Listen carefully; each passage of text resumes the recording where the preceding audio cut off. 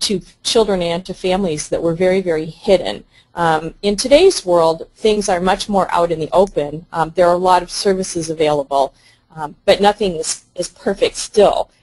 We need to consider where we are right now, and we need to move forward so that we can begin to create and continue to create a better future for families and for children. When we first started talking about this webinar, one of the things that we discussed was the fact that the world that we live in right now, it's changing so incredibly quickly.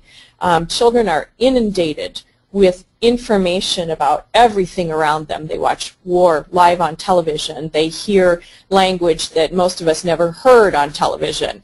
They go to schools where they're not in their neighborhood anymore. They're bussed out of their neighborhood. They may not know their neighbors. We live in a very, very different world. So children are getting a lot more information, and they're growing intellectually and emotionally a lot faster than before, but yet we still have a childhood that lasts longer and longer and longer than any time in history. Adolescence is now considered to be something that extends clear into mid-adulthood, when many of us who may have grown up in the 50s, 60s, or 70s, by the time we were 18 or 19, we really were considered adults, and coming home to roost again was not an option for many of us.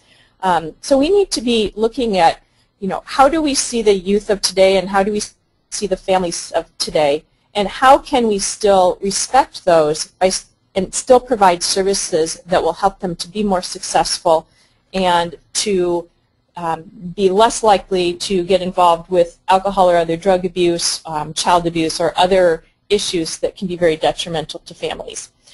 We used to live in a world where if we did something wrong, our neighbor's mom would